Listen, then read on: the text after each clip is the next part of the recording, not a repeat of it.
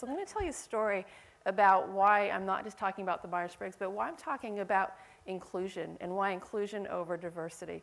But I need you to turn off all your social media, all your cameras, because I'm going to show you a picture. And I'm getting in a lot of trouble because I'm not supposed to show you this. My mom will get very angry, okay? Okay, so this was taken in 1970. This was my mom's last day in Japan. So she met my father, thinking all Americans are glamorous, they're rich, they live in a mansion. And so this was, actually, which one do you think is my mom? It's kind of like there's something in this picture that's a little different from the rest. That's my mom. Yeah, the one with the black boots in the front. So she got whisked away, went to Hollywood, which was actually Hollywood, Pennsylvania, also known as Nescapec, Pennsylvania. So she takes a 24-hour journey, lands off at Philadelphia Airport. My father picks her up, and they start driving, and it's dark, and it's getting darker and darker. All the green on there, those are trees. The red dots, those are cities. That's where there's people. And so what does a woman who barely speaks English do? In Nescapec, Pennsylvania, the population is, let's see, 2010 census, 1,583. And my mom, Yoko Bigart, is one of those. My father, Raymond Bigart, is the other one of those. So that we know the names of everyone else in the community. So what does a woman who barely speaks English in 1970 do in a small town? She has 2 children so that she can turn the TV on and we watch Sesame Street and then we teach her English. So she had my brother, Aunt Andrew, and Natalie. So why she named us names she can't pronounce, I don't know. So, but she's always been like, so Natalie and Andrew. My mom took me to Japan twice when I was a girl and teenager, and how I felt when I went there was excited. You know, it's like this backwards culture. Things are upside down. The food is different. The language, my mom didn't teach me Japanese because she wanted to learn English. So that was part of the performance that my brother and I, our contribution to the family. So I don't understand what's going on.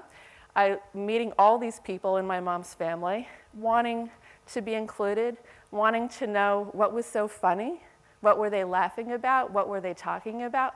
I felt left out. So I didn't have the language to communicate, and I felt like there was this inner circle of everyone that could communicate, and then I was on the outside. So I saw this picture flipping through a photo album. There's my mom. She's kind of settled down a little bit in some ways, and her sister. They're absolutely adorable.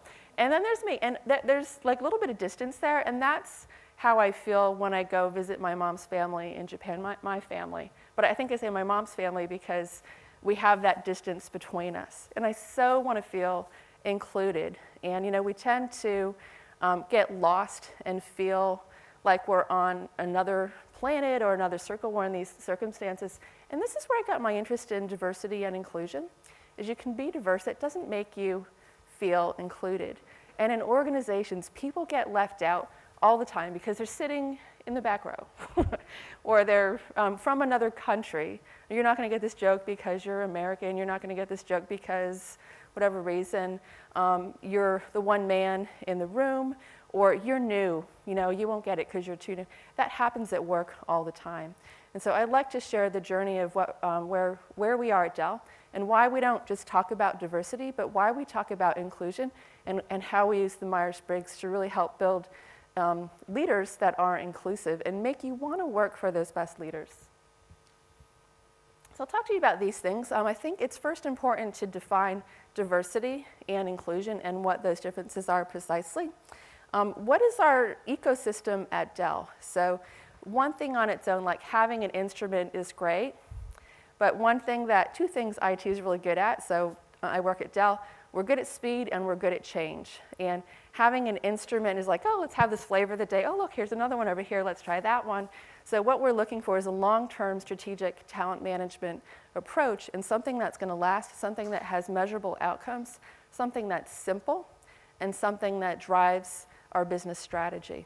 And so I'll show you, where we put the Myers-Briggs, and it's really threaded into everything we do, and that's why it's part of our DNA. And then how we measure it, I'll give you some examples towards the end. Okay, so about Dell. I put it in there twice. That's a typo, sorry. So Dell is an IT solutions provider. We operate in over 180 countries. We speak 60 languages, including the one we speak, so English and Japanese and many others. Dell Australia was founded in 1993, and we provide solutions to over 95% of Fortune 500 companies. So when you look at the amount of people that we have in Australia, 1,000 people, the languages we speak, 100,000 people globally, we are diverse. That doesn't make us inclusive, though. So how is that defined? What is the difference? So I'm going to play a video. This video is from Global Novations, and rather than me tell you what it is, I think they do it quite beautifully, so I'll play this. When most people think of diversity, they probably think of race, gender, age, sexual orientation, physical ability, and nationality.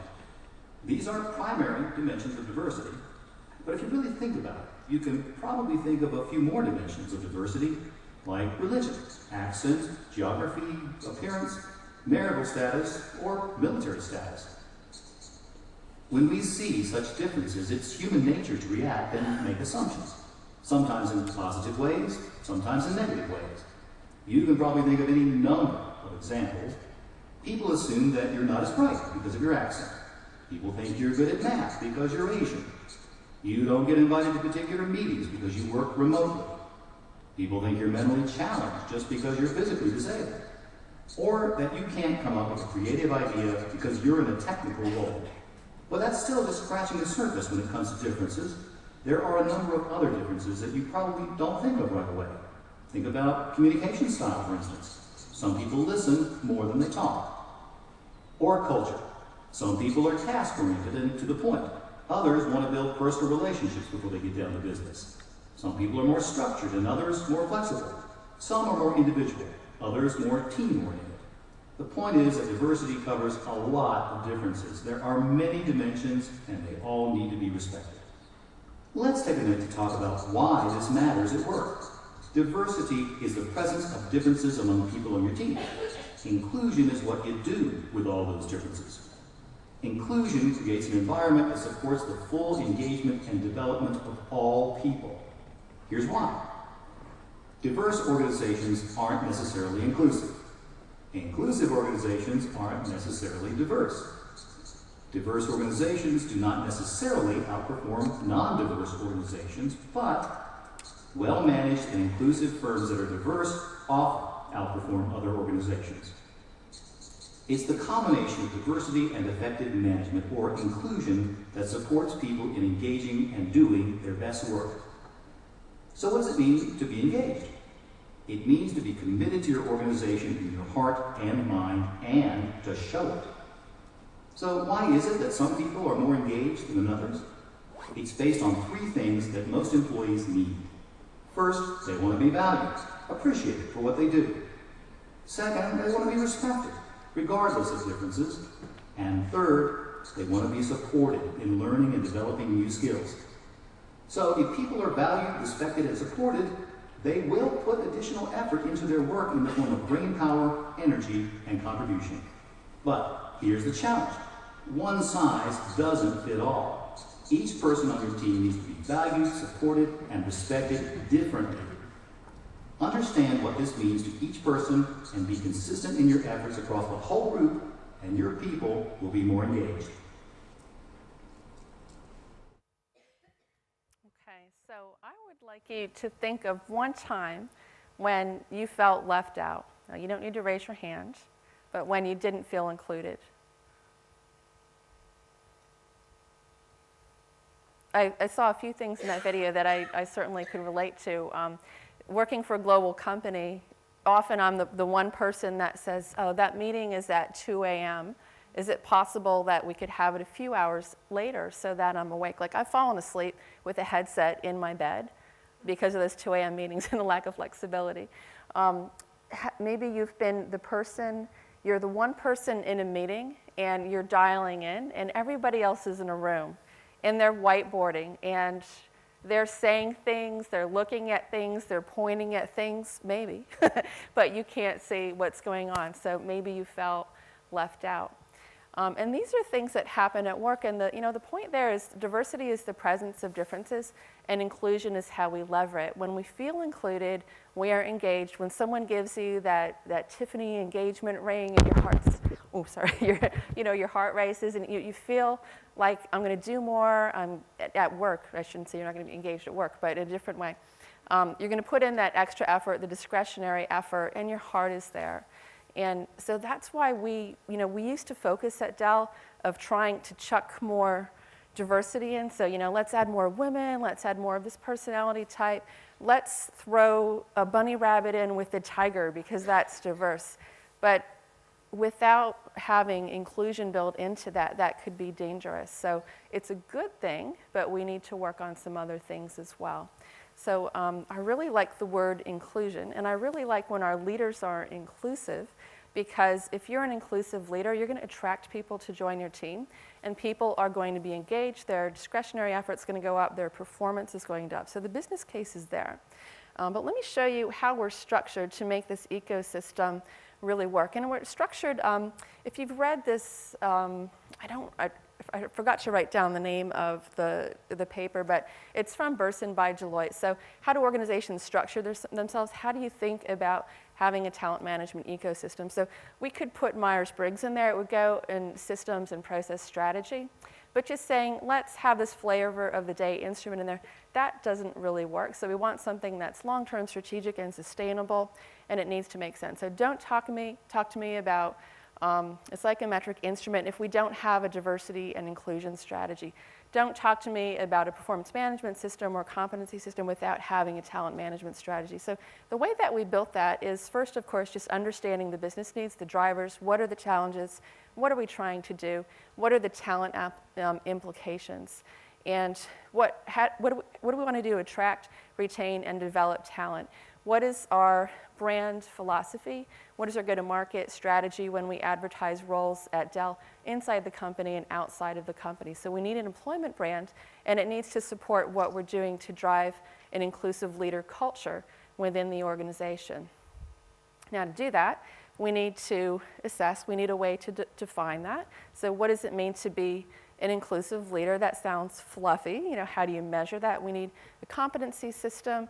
We need a performance management strategy to reward people, give leaders incentive to act in a way that is inviting people of different personalities, different IQ, EQ, gender, age, sexual orientation, all the things that bring in differences in work location, just to name a few. We need a career management strategy so people feel supported throughout that process. We need a leadership strategy, a development strategy, so that we can develop leaders after we assess them to make sure we reward them. And so all those things really go together. And so what we've had to do over the years is sometimes take a step back to take a step forward. It was, I think, like 8 years ago when I met Martin and had him on my speed dial. You're still on my speed dial, by the way, for the first time that we were using Myers-Briggs in the organization, because I underestimated that this would be something that the organization would embrace. So what I heard was a few leaders saying, oh, it's really cool, it's fun. I went to a workshop in my prior company and I had a really good time. It gave us a language to talk about. And then that was like 10 years ago. So I had to take a few steps back to go forward and make sure that this was embedded so that is long lasting. So what really made it work? About 5 years ago, our org chart changed from like country-based to be regional to be international. And I'm using a word there which is not global. So global to me is we're operating with differences in mind versus we're structured where people report to a country, report to a region, report internationally, but don't operate or behave in a way that is appreciative of time zone differences, cultural differences. And so we made that shift about 5 years ago. And in order to support that, we needed to do a lot of things, like first create the awareness that, oh wow, you're in a different time zone, and that meeting time's not really good for you, is it? Or, wow, I've just inherited 100 people and I don't understand what they're saying because they speak a different language. How am I going to manage them? These are some of the challenges that you face when you move from moving to international to truly being a global organization. So this was what was happening. So that was the trigger within the business. We had global business economy. Our customers were moving from country-based to regional-based to being global. So we might have an IT procurement manager based in Singapore buying for a bank all around the world, buying 1,000 systems. It could be a pharmaceutical company headquartered here, and that person that's buying is buying for the whole world. And so if our sales leaders don't understand culture, understand the differences in selling in a different type of environment, they're not going to be successful. So that was one of the drivers that drove the difference between let's operate like an international company to a global company. Also, the world is getting more converged. So you're hearing words not just anymore like IQ, but CQ. Do you know what that stands for? Cultural quotient, yes. And we have EQ, which is emotional quotient. So what is very hot in my organization is CQ. CQ, you know, how's your CQ? And I'll show you how we measure that in a minute.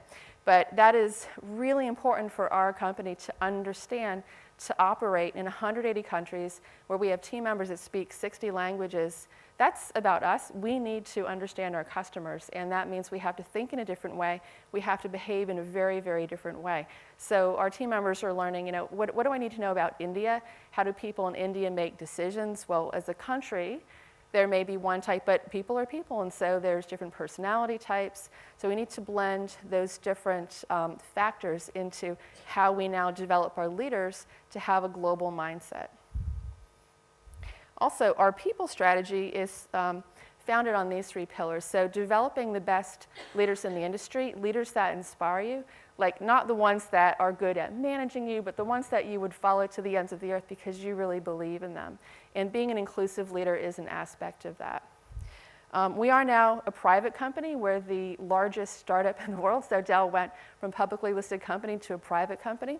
And so we're trying to transform the mindset of, you know, come to work with a mentality that this is your company. If this was your company, how would you make this decision? Would you spend that money on that decision? Would you how would you treat people differently if this was your company? So we're trying to build that up. And then the third one is winning together. We need to collaborate. If we don't appreciate people with differences, different personality types, different cultural nuances, then we're not going to win together. We're going to compete against each other, or we're going to leave people out. And what happens when you leave people out? You don't get the best decisions and you don't get innovation. Generally, people don't feel engaged, and so they leave. So, you know, this all makes sense. And then how we measure this in the company, our leadership competency model, we call the booklet like How We Lead. So there's how we work, how we win. How we lead is everyone at Dell can be a leader, from someone who's fresh out of university. You don't have to be a people manager. You don't have to be a project manager. You will choose a company for the service. And Dan talked about that this morning. It's not just about products anymore, but it's the service mentality of the people that you meet. And so we embed that into every single person at Dell, from every grade level, every function, executive down. If you're a leader, we'd like to help you be your best and do your best. And so this is the language for how we define that. And then our whole development, assessment, our reward system is supporting that. So here's an example of 3 of our competencies. So the one that's highlighted is what that I'm talking about today. So inclusive. What does it mean to be inclusive? 8 competencies: drive strategy, innovate, simplify. This one means, you know, play nicely in the sandbox, consider differences of others. And I showed you the video. That's many dimensions of diversity.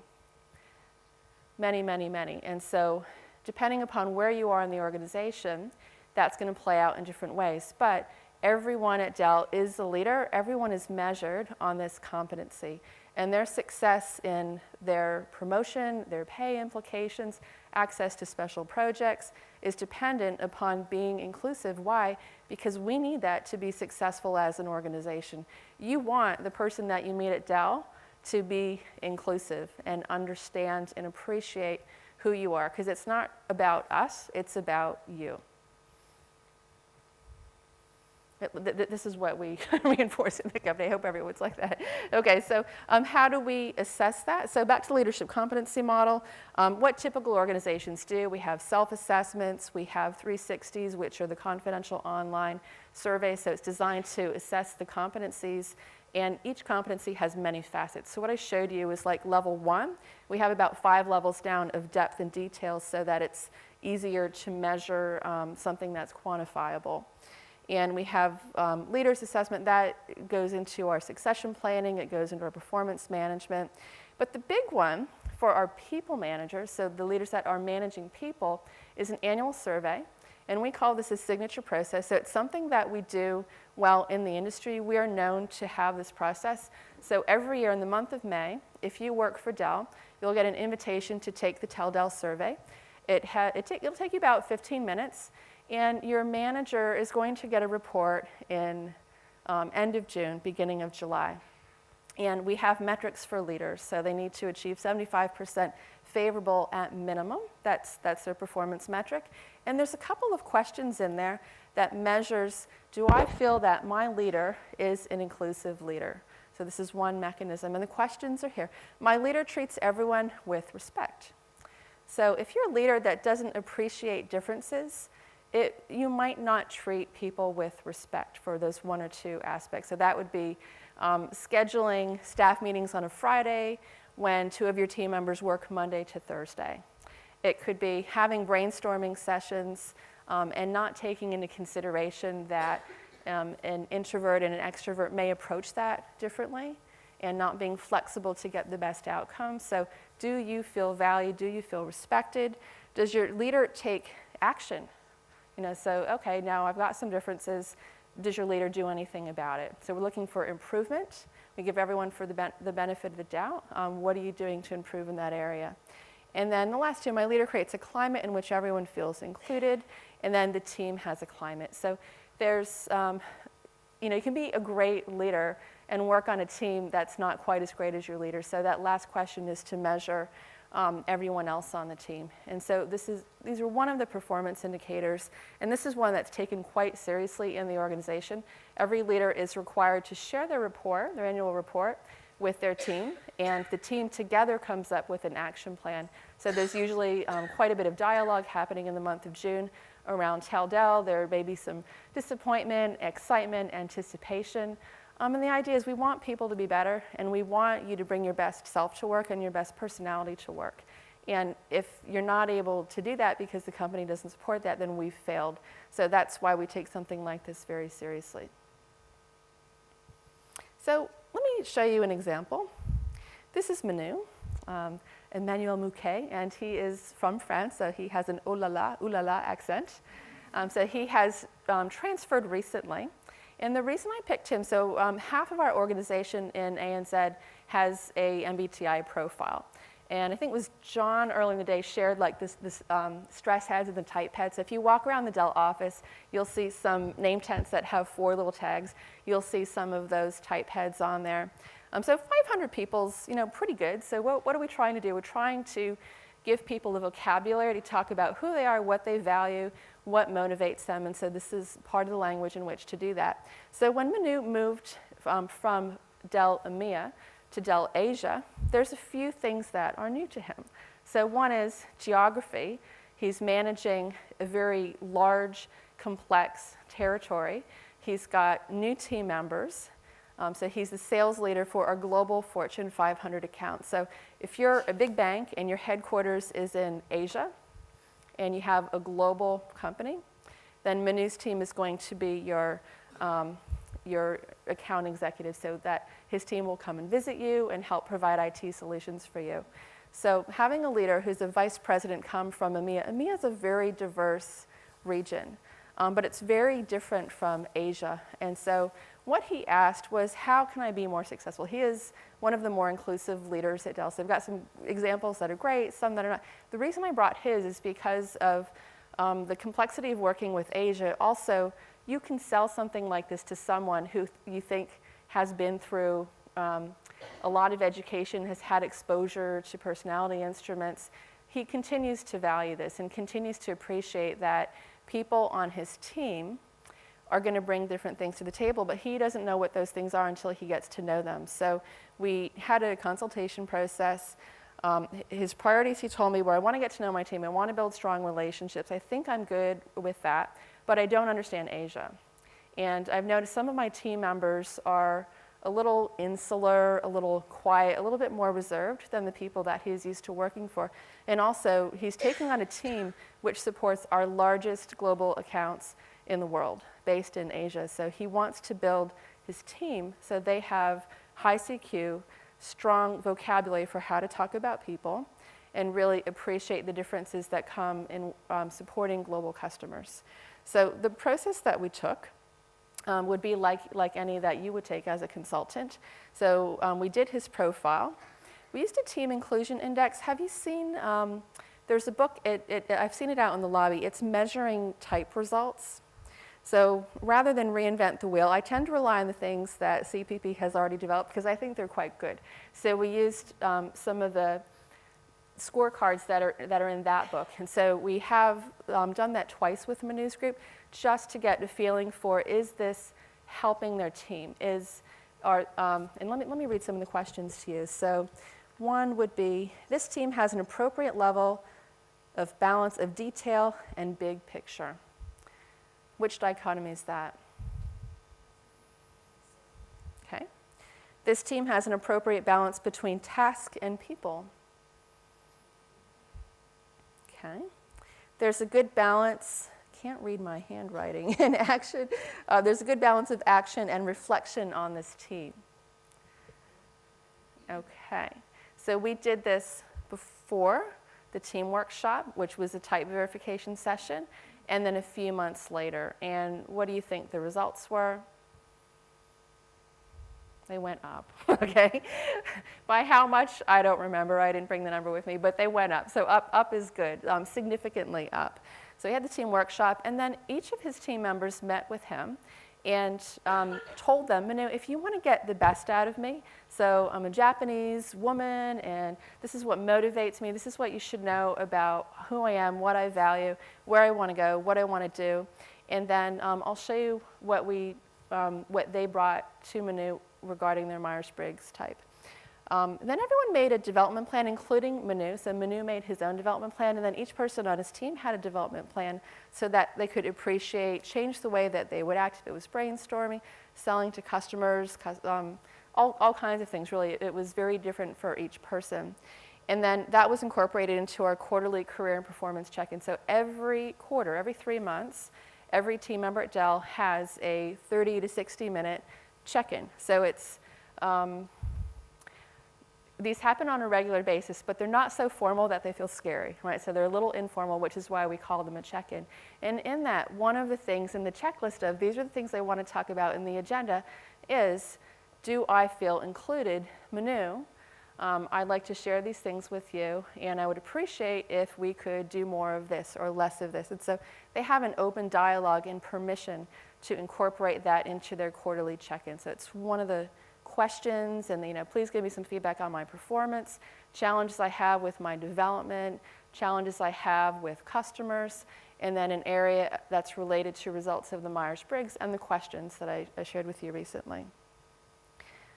So let me show you what some of his team members brought with, to him. So first of all, when you have a new team, you do some research. So you ask around, tell me about person A, tell me about person B, and you talk to people. You look up records in the system. So you might look at their performance plan, their performance review. So he looked at his succession plan. So I wanted like a big view of my whole org. Who do I have? My predecessor. Who did my predecessor think would be in the pipeline? So if I were to leave, who might be the next in charge? And look all across the org. So that's like your holistic org view. He also asked each person to bring their talent profile. So this is your brand statement, not just your job title. What are the outcomes of your job? Who are you? What do you value? Where do you want to go? Performance history. Tell Dell results if you're a people manager. Development strengths, development opportunities. And everyone has one of these, and they put it in a PowerPoint so that when we have our talent review meetings, you've got something. We're also global. People are on the phone. They're all over the world. So you can beam over your PowerPoint via link or send an email. So you've got that copy with you.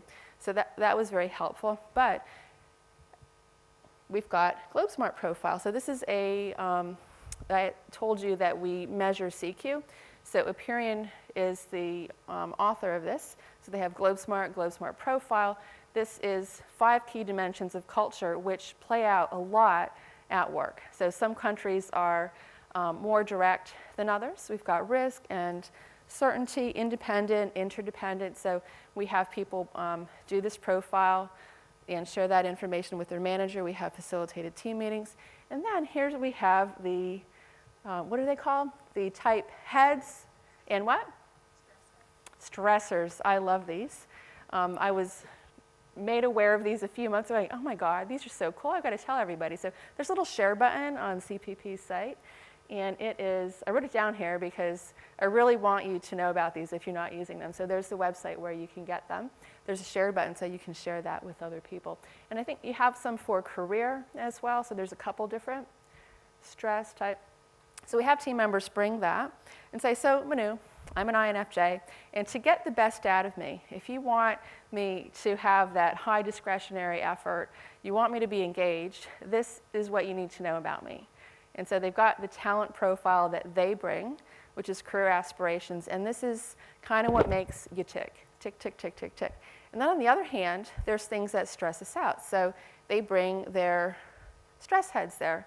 So if you want to get the best out of me, do these things. On the other hand, these are the things environmentally that is just like, I want to pull my hair out. It's hard work. I have to try harder. So if you can minimize some of these things in my environment, I'm going to be more engaged. Now, if you're a manager, a parent, and you've got a kid, and you know this stuff, it's golden.